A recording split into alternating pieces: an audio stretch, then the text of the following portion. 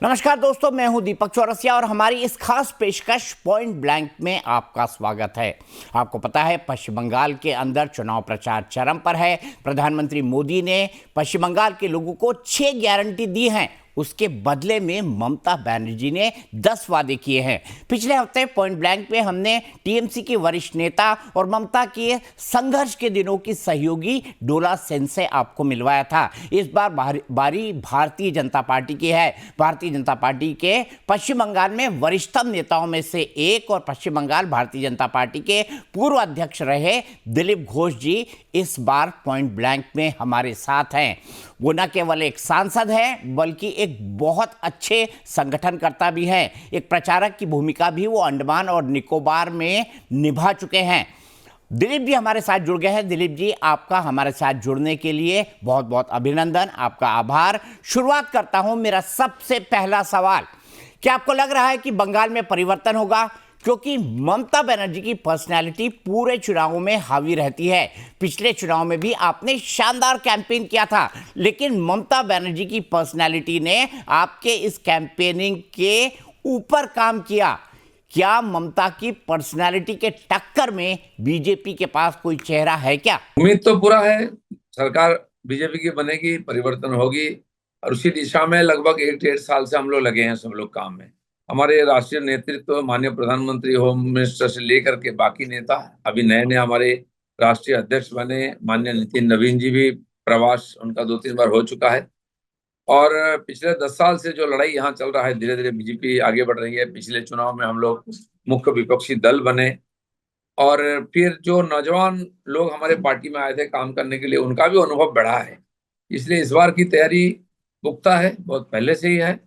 और पूरी जनता की मूड भी परिवर्तन की तरफ है, क्योंकि आप जानते हैं आरजी कर की जो डॉक्टर के साथ हुआ है घटना, महिलाओं की सुरक्षा खतरे में है।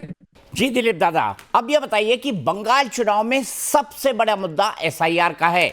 ममता का आरोप है कि एसआईआर में जानबूझकर मुसलमानों के वोट काटे गए हैं और यह सब बीजेपी के इशारे पर चुनाव आयोग ने किया है। आपका क्या कहना है? कांग्रेस वाले थे, लगभग 30 साल चला दिए। फिर कम्युनिस्ट लोग आए, उनको भी 34 35 साल उनको रखा अपने साथ, देखते रहे देखते रहे। अभी ममता दीदी आई हैं तो 15 साल हो गया। पिछले बार भी मानस बन चुकी थी, 77 तक हम लोग पहुंचे। लोगों को फिर लगा कि थोड़ा एक चांस और दिया जाए, लेकिन इतना बिगाड़ दिया बंगाल को दीदी ने, आप तो लोगों को सहनी नहीं हो रही है। हर तबके में, हर स्तर में, समाज में, हर जगह में परिवर्तन की लहरें। और इसीलिए केवल ममता बनर्जी हवाई चप्पल और सफेद साड़ी दिखा करके ज्यादा दिन नहीं चलने वाला है। जो बंगाल देश में सबसे आगे था डेवलपमेंट में और सारे काम में, आज बंगाल पीछे जा रहा है। छोटे छोटे राज्य भी बंगाल को मार के आगे बढ़ रहे हैं। तो इसलिए बंगाल में परिवर्तन जरूरी। 50 लाख युवा बंगाल छोड़कर दूसरे प्रदेश में नौकरी चाकरी में, और वो भी कोई बड़ा पद नहीं है, लेबर का, वेटर का, बीआरआर का काम कर रहे हैं। तो इसीलिए बंगाल की जनता सोच रही है कि आप ऐसा होगा तो बंगाल में रहना ही मुश्किल हो जाएगा। सबसे ज्यादा टेररिस्ट एक्टिविटीज, और अभी मालदा में जो घटना हुआ, शर्मसार करने वाला। मालदा मुर्शिदाबाद होकर के बांग्लादेश के लोग सारा देश में जाकर के उत्पात कर रहे हैं। आप जहां भी पकड़े जा रही है देश विरोधी शक्तियां, सबके हाथ में जो आधार कार्ड, वोटर कार्ड मिलेगा वो बंगाल से मिलेगा, मालदा मुर्शिदाबाद से ही मिलेगा। इसलिए बंगाल नहीं, देश के लिए भी खतरा है। इसलिए बंगाल में परिवर्तन जरूरी है। दिलीप दादा, एसआईआर में टोटल 91 लाख के आसपास वोट कटे हैं। 60 लाख लॉजिकल डिस्क्रिपेंसीज वाले वोटर्स थे, जिनमें से 27 लाख कटे हैं। सिर्फ ममता ही नहीं, राहुल पहले से ही वोट चोरी का आरोप लगाते रहे हैं। राहुल गांधी ने तो बकायदा बिहार में ही नहीं पूरे देश में वोट चोरी का कैंपेन चलाया। क्या बीजेपी वोट चोरी करा रही है? बिहार में तो मेन इश्यू था वोट चोरी, वोट चोर गद्दी छोड़ स्लोगन। अब उनको देश छोड़ना पड़ा चुनाव के बाद। राहुल गांधी को कहीं नहीं मिला बिहार चुनाव जब रिजल्ट आया उस समय। तो चुनाव कमीशन ने भी सबको चैलेंज किया था कि भाई कोई जेन्युइन ऐसा वोटर्स हो जिसके पास कोई डॉक्यूमेंट्स हो, वो आ जाओ, सामने खड़ा हो जाओ, हम उसका सुनवाई करेंगे। लेकिन कोई किसी को लेकर नहीं गया है। और आज तो यहाँ अदालत से सब कुछ निगरानी हो रही है, और अदालत में ममता बनर्जी गई थी। इसीलिए अभी भी प्रोसेस जारी है, लोग अभी भी जा रहे हैं ट्राइब्यूनल में, जिसका कोई प्रॉब्लम है, नाम नहीं आया है। ऑनलाइन में खुला है अप्लाई करने के लिए, सब रास्ता खुला है। लेकिन आप रास्ता में नहीं जाएंगे, जबरदस्ती करेंगे। आप समझ सकते हैं, यहाँ जो चुनाव कमिश्नर, उनको घेरा जाता है, काला झंडा गोवेक बोला जाता है। अभी अदालत से जो नियुक्त हैं, जो न्यायाधीश, उनको रास्ता में घेर करके जिस प्रकार 8 घंटा तक घर में बंद करके रखा गया, गाड़ी में घेर करके मारने का प्रयास हुआ, जान पर खतरा था, इस प्रकार परिस्थिति में यहाँ चुनाव हो रही है। और ये सारे बात जो है ममता बनर्जी का देख रेख में हो रही है, उनके पार्टी पीछे है, तो ये बड़ा शर्मनाक है और देश के लिए भी खतरा है। लेकिन आपको पता है मालदा में क्या हुआ? मालदा में जो जुडिशियल ऑफिसर्स थे उनको कई घंटे तक बंधक बनाए रखा गया। उसमें जो आरोप लगा, जो गिरफ्तार हुआ, वो एआईएमआईएम का नेता था। ममता बनर्जी से उसका कोई लेना देना नहीं था। लेकिन फिर आप ममता सरकार पर मालदा इंसिडेंट का आरोप क्यों लगा रहे हैं? लेकिन जो नेता पकड़ा गया वो एमआईएम में अभी है, लेकिन बार बार जामा बदल करके सब जगह जाता था। ममता बनर्जी के साथ भी उन्होंने आंदोलन किया, वो फोटो हमारे पास अवेलेबल है, मीडिया में भी चल रही है। उनके बहुत चाहते थे, जब उनके साथ नहीं जमा तो अलग अलग पार्टी, और यहाँ जितना भी इस प्रकार उग्रवादी सम्मेलन होता है और इस प्रकार प्रदर्शन होता है, सब जगह वो मुख्य वक्ता के रूप में जाता है, लोगों को भड़काता है। पोस्ट करना, लोगों को भड़काना, ये पहले से ही था। ममता बनर्जी आई तो उसको रोका क्यों नहीं, साथ लेके काम किया। आप जब इस प्रकार घटना हो गई, एनआईए का इंक्वायरी का आदेश आ गया, तुरंत उसको जाकर पकड़ लिया, और सीआईडी, इसका मतलब सारा गतिविधि मालूम था, जानते थे, जानते हुए भी उनको छोड़ के क्यों रखे था तक। तो ये मामला वहाँ कलिया चौक, सुजापुर, मोथाबाड़ी जो जगह है, वहाँ चिकन नेक से भी भयंकर हालत है। 10 किलोमीटर के अंदर बॉर्डर है, सबसे ज्यादा गाय तस्करी, हजारों की संख्या में गाय उधर जाती है, सोना से लेके ड्रग सब इधर आती है, वहीं से सब जाना हुआ। वहाँ हाईवे को 4 लेन बनाने में 2 साल तो रुक के रखा, उन्होंने बनने नहीं दिया था, और वहां थाना फूंक दिया था लोगों ने। पुलिस वाले बेचारा लुंगी पहन करके भागे, ये हालत है। तो कानून व्यवस्था पर कुछ है ही नहीं। तो आज मजबूरी में जब वहां पहुंचा सेंट्रल फोर्स, अदालत, चुनाव कमीशन, लोग जो प्रदर्शन कर रहे थे उनको पकड़ा जा रहा है, सब छोड़कर भाग गए, जगह खाली हो गया। दादा, बात करते हैं मुस्लिम वोटर्स की। आपकी पार्टी हमेशा आरोप लगाती है कि ममता मुस्लिम तुष्टीकरण की राजनीति करती है। ममता बनर्जी पर यह आरोप कैसे, कितने फिट बैठते हैं? वैसे तो सबको ये पता है कि बंगाल में 30% मुसलमानों के वोट पर ममता का कब्जा है। ये बीजेपी यहीं पीछे हो जाती है, क्योंकि ममता जहां 30 से 35% से शुरू करती है, वहीं आप 0 से शुरू करते हैं। नहीं, देखिए, बिहार में लगभग 6.5 करोड़ वोट था, उसमें 65 लाख कटा है। अभी तमिलनाडु में उससे ज्यादा है। बंगाल में भी 7.5 करोड़ वोटर्स थे, उसमें 90 लाख कटा है, तो एवरेज तो वही है। ममता बनर्जी 2005 में पार्लियामेंट में इसी को उठाए थे, इशू चर्चा के लिए बोली थी, नहीं माना तो कागज फाड़ करके स्पीकर के मुंह पर फेंक कर आए थे। बंगाल के लिए खतरा है घुसपैठिया, देश के लिए खतरा है, लेकिन ममता बनर्जी के लिए अभी खतरा नहीं है। तो ये जो उनके वोट से उन्होंने 3 बार जीत के आए हैं, 40-50 लाख का लीड मिलता है उनको, और 90 लाख से ज्यादा फर्जी वोटर्स है, वो छट चुकी है। उन्हीं का केंद्र में 45-50 हजार लोग जो फर्जी वोटर थे छट गए हैं। तो जहां जहां टीएमसी जीता है वहां ये फॉल्स वोटर्स ज्यादा हैं, इससे पता चलता है ये उनका संपद है।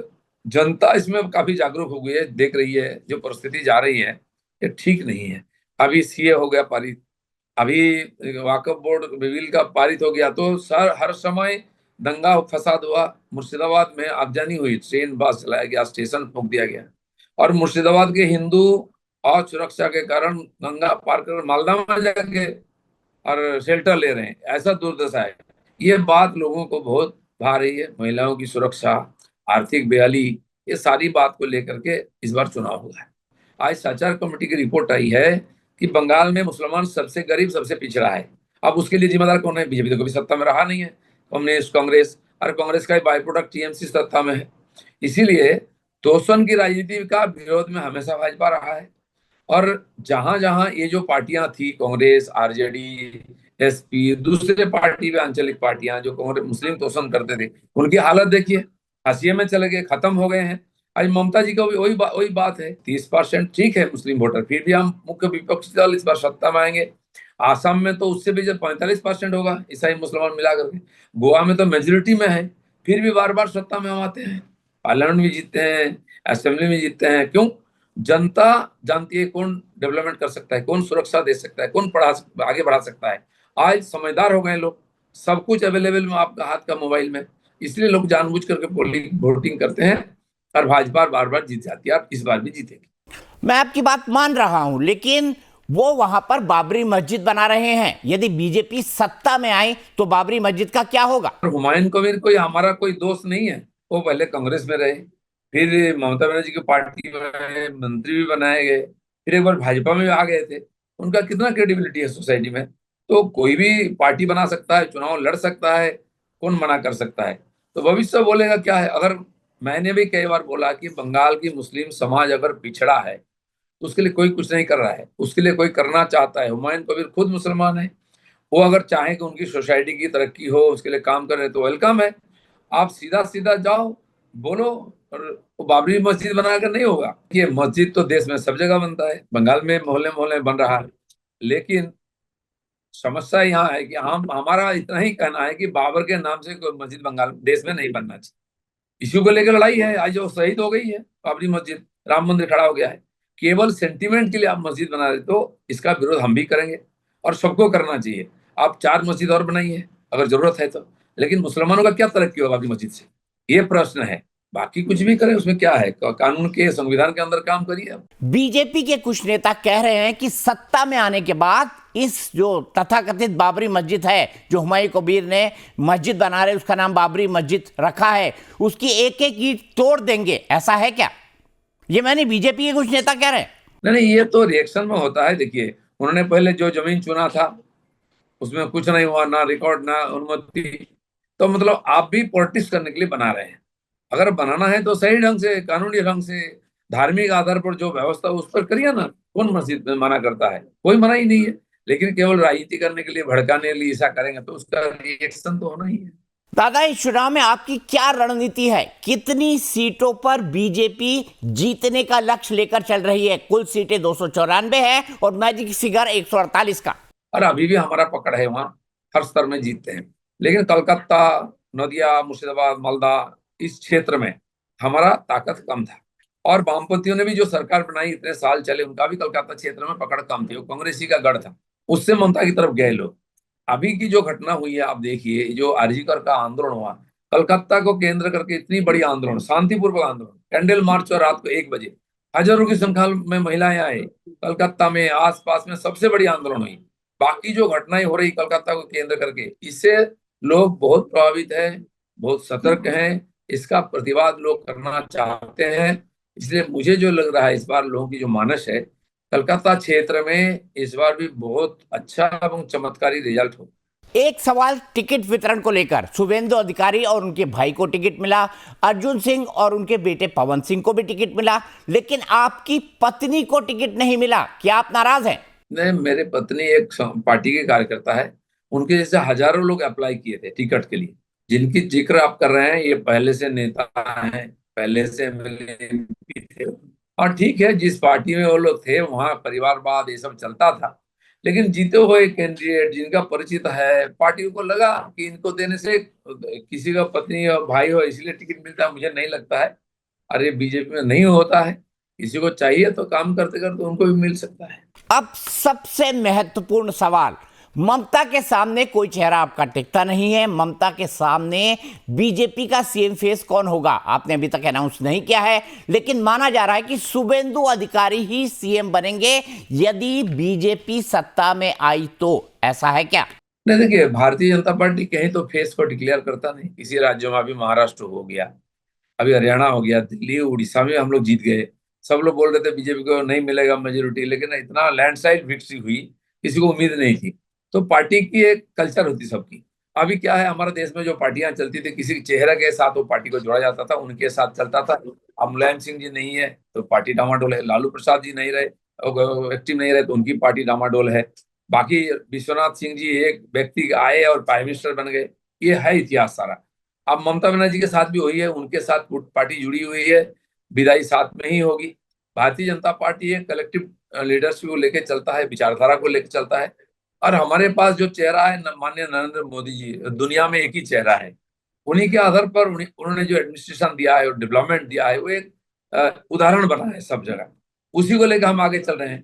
और हमारे पार्टी में ऐसे दर्जनों कार्यकर्ता होते हैं, जिसको चाहे आप सामने लाइए, और आप एडमिनिस्ट्रेशन भी चलाते हैं, ऑर्गेनाइजेशन भी चलाते हैं।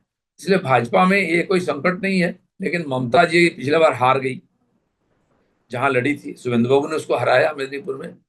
इस बार वो फिर दूसरी जगह जाके जीती।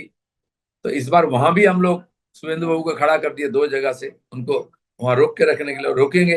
क्या क्या करेंगे वो। तो इस बार चुनाव जो होगा डेवलपमेंट पर, बंगाल में कानून व्यवस्था स्थापित होने पर, इस आधार पर चुनाव होगा, किसी व्यक्ति पर नहीं होगा। आपका एक बयान याद दिलाना चाहता हूं, आपने कहा था धीरे धीरे टीएमसी खत्म हो जाएगी। ऐसा आकलन आपने किस आधार पर किया? नहीं, देखिए, आप एक डेढ़ सप्ताह के बाद देखिए बंगाल की सिचुएशन, उसके बाद चुनाव के बाद देखिए। अगर हारेंगे तो इनकी कुछ नहीं मिलेगा। कम्युनिस्ट पार्टी का दो चार लोग फिर भी मिल जाते हैं, वो एक ऑर्गेनाइज पार्टी था। इनका तो कुछ नहीं, ये पुलिस वाले होते हैं और ये गुंडे होते हैं, ये पैसा भी उठा के देते हैं, चुनाव भी जिताते हैं। अब इनको एक बार ब्लॉक किया जाए तो देखिए रास्ते में कोई नहीं मिलेगा। और हारने के बाद पिछले चुनाव में आप कल एक बार याद करिए, हमारे यहाँ योगदान मेला होता था, यहाँ मौका नहीं मिलता, दिल्ली जाकर ज्वाइन करते थे। उनका मिनिस्टर, उनके एमएलए एमपी लाइन लगा के खड़े थे, क्योंकि हवा चल गया था बीजेपी जीत रहा है। तो ये स्थिति उनकी। इस बार तो जीतेंगे हम, उसके बाद देखिए उस तरफ ग्राउंड में खेलने वाला कोई नहीं मिलेगा। दादा, अदला बदली यानी इस पार्टी से उस पार्टी, उस पार्टी से इस पार्टी, ये बंगाल में बहुत होता है। पूरा लेफ्ट कैडर टीएमसी में चला गया, आप इसके बारे में क्या कहेंगे? भाई साहब, ये देश की पॉलिटिक्स की मजबूरी है, ये हमारे लोकतंत्र है। चुनाव को पहले पूरा आईपीएल होता है, इस टीम से उस टीम, उस टीम से इस टीम, ये चलता रहता है। भारतीय राजनीति इस स्तर पर आ गई, इसलिए डेवलपमेंट सेकेंडरी हो जाता है। इसीलिए इसको भी चेंज करना चाहिए। इस बार भी लंबा लाइन था, हम लोगों ने बहुत सोच विचार करके ज्वाइनिंग कराया भी, उनको टिकट भी दिया है। जो हमारे साथ छवि मिलता है ऐसे लोगों को दूसरे प्रदेश में भी खूब होता है।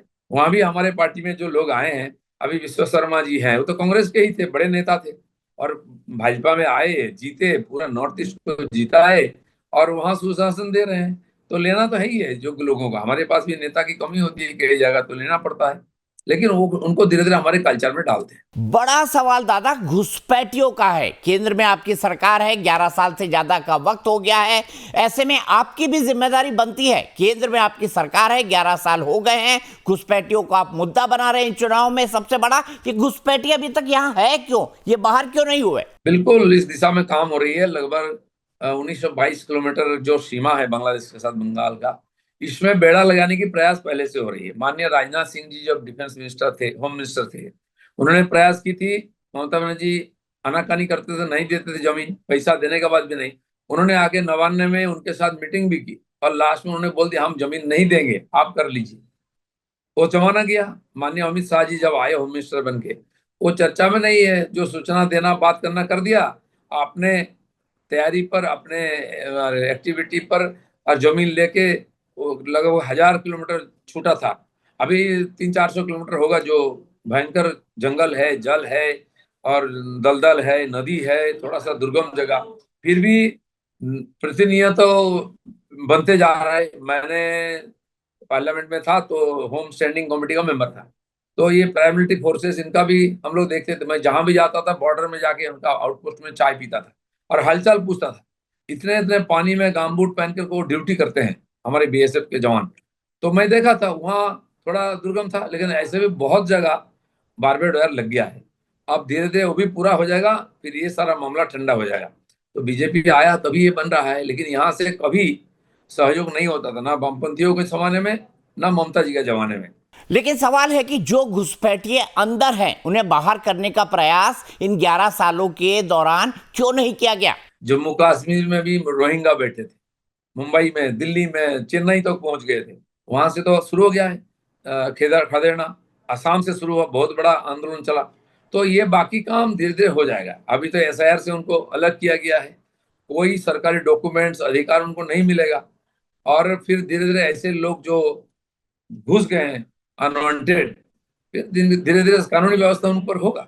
हाल ही में ममता बनर्जी और टीएमसी के कई नेता कह चुके हैं चुनाव हो जाने दो, जब केंद्रीय सुरक्षा एजेंसियां चली जाएंगी तो हम आपको देख लेंगे। आपको याद होगा 2021 में भी ममता के चुनाव जीतने पर बंगाल में जबरदस्त हिंसा हुई है। क्या इस बार भी चुनाव नतीजों के बाद के लिए ये धमकी दी जा रही है? ये चिंताजनक बात है। ये डर डर का माहौल तैयार करके वो जीतने का प्रयास करते हैं। और उनके जो सरकारी कर्मचारी हैं, पुलिस अगर ऑफिसर्स हैं ना, जो चुनाव को यहाँ ऑर्गेनाइज करते हैं चुनाव कमीशन के माध्यम से, ये सारे पॉलिटिकली मोटिवेटेड हैं। अभी चुनाव कमीशन को सारा रिकॉर्ड पिछले 2-3 चुनाव में इनके क्षेत्र में देख रेख में कौन सा गड़बड़ अनियमितता हुई है, सारा रिकॉर्ड है, उसी आधार पर इनको तबादला हो रही है। कुछ लोगों को अलग किया जा रहा है, दूसरे प्रदेश में भी भेजा है। इससे बहुत खपा है दीदी ने, और बोल दिया अरे 2 महीना तय, हम फिर वापस ले आएंगे, पहले तो आप वापस आइए फिर इनको लाएंगे।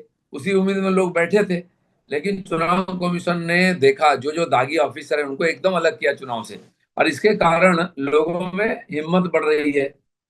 और मुझे लगता है कि इस सप्ताह भर में ये पता चल जाएगा दीदी वापिस आने वाली नहीं है, और उनके भाई लोगों को तो पता ही नहीं रहेगा। दीदी ये भी कह रही है कि बीजेपी आएगी तो मांस मछली की दुकान बंद करा देगी, ऐसा बयान क्यों दे रही है?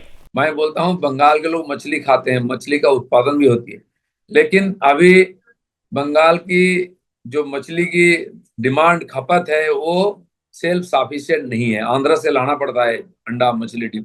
आप अभी तो क्यों नहीं सेल्फ सफिशिएंट किए?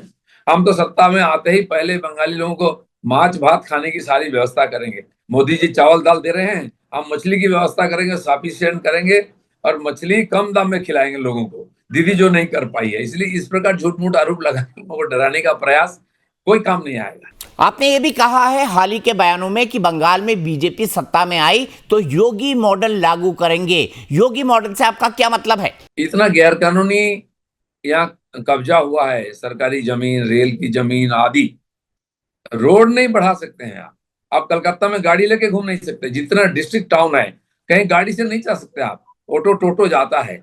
क्यों नहीं परिवर्तन हुआ? काशी को बदल सकते हैं हम, इतना हजारों साल पुराना शहर को, वो तो उदाहरण है। तो बंगाल में क्यों नहीं बदल आएगा? ये बदलाव होना चाहिए, लोगों को आवागमन के लिए अपना गाड़ी खरीद के जाएं, रहें आराम से। डेवलपमेंट इस प्रकार हो, उसमें जो बाधा आएगा उसको हटाया जाएगा।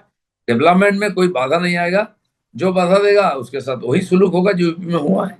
इसका मतलब बुलडोजर भी चलेगा बंगाल में? अब बुलडोजर चलेगा, कहीं हल चलेगा, जो जरूरत पड़ेगा लोगों को शांति देने के लिए, सुरक्षा देने के लिए, एडमिनिस्ट्रेशन को चुस्त दुरुस्त करने के लिए सब व्यवस्था अपनाया जाएगा। कानून व्यवस्था, संविधान है, उसके आधार पर काम चलता है। इसका मतलब ये भी है कि क्या गुंडों का इनकाउंटर भी होगा? अब देखिए, जो कानून हाथ में लेगा कानून उसका व्यवस्था करेगा।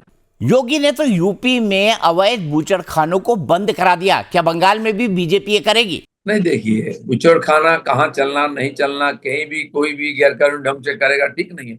दूसरे का भावना को भी ध्यान रखना चाहिए ना, ये सबको दिखाने के लिए, दूसरे को और दिखाने के लिए, दूसरों को प्रभावित करने के लिए, भड़काने के लिए नहीं होना चाहिए। आखिरी सवाल दादा, बंगाल की जनता को आप क्या 3 प्रॉमिस करना चाहेंगे? ये सबसे बड़ी बात है कि बंगाल की जनता आपको क्यों वोट करे। देखिए, पहला तो कानून व्यवस्था चुस्त दुरुस्त होगा, डर डर के जीने की किसी की जरूरत नहीं है। आर्थिक बदहाली से बंगाल को निकाल करके यहाँ नौजवानों को नौकरी चाकरी की व्यवस्था होगा। ये 50 लाख लोग जो बाहर घूम रहे हैं, ये अपना गांव में घर में परिवार के साथ रह करके शांति से रहेंगे, कमाएंगे, खाएंगे। बंगाल एजुकेशन के लिए जाना जाता है, ये एजुकेशन सिस्टम को हम ठीक करेंगे। 26,000 लोगों का नौकरी चुरी हुई है और रास्ता में बैठ रहे हैं अभी 10-12 साल नौकरी करने के लिए, करने के बाद अभी 40-42 हजार लोगों का नौकरी और भविष्य कोर्ट में लटका हुआ है। तो ये सब एडमिनिस्ट्रेशन और हमारे एजुकेशन को हम चुस्त दुरुस्त करेंगे कि पढ़ाई यहीं हो, नौकरी चाकरी हो यहीं हो, इस प्रकार व्यवस्था होगी। तो दादा आप हमसे जुड़े, आपने इतनी सारी बातें की, इसके लिए आपका बहुत शुक्रिया। धन्यवाद, धन्यवाद। आपने बताया है कि भारतीय जनता पार्टी का पश्चिम बंगाल के अंदर एजेंडा क्या होने वाला है। पॉइंट ब्लैंक में ये थे इस हफ्ते के हमारे मेहमान दिलीप घोष। अगले हफ्ते एक और हस्ती से आपको मिलाएंगे, तब तक के लिए नमस्कार।